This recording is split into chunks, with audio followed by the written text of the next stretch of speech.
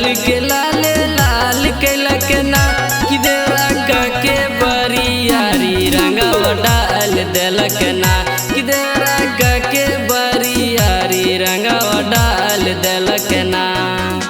होलिया में हमर बुरा हाल कैलक ना, होलिया में हमर बुरा हाल कैलक ना कि देवरा के बरियारी रंगवा डाल देलक ना कि देवरा के बरियारी रंगवा डाल देलक ना।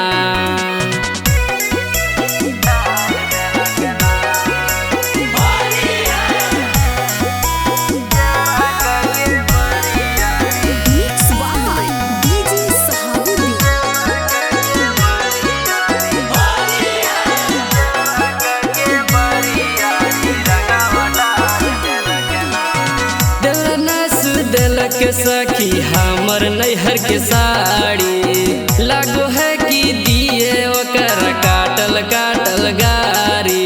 ए सखी सुनहि गे देवरा नास देलक सखी हमर नैहर के साड़ी लागो है कि दिए ओकर काटल काटल गारी। ओकरे चलते घरवा में बवाल कैलक ना, ओकरे चलते घरवा में बवाल कैलक ना कि देवरा के बरियारी रंगवा डाल देलक ना कि देवरा के बरियारी रंगवा डाल देलक ना।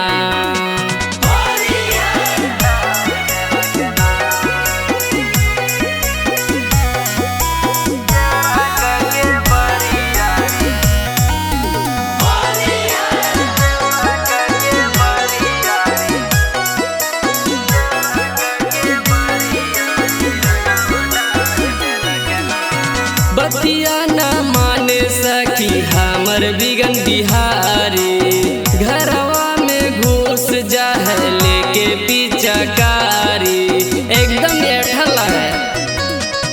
बतिया न माने सखी हमर बिगन बिहारी घरवा में घुस जा है लेके पिचकारी।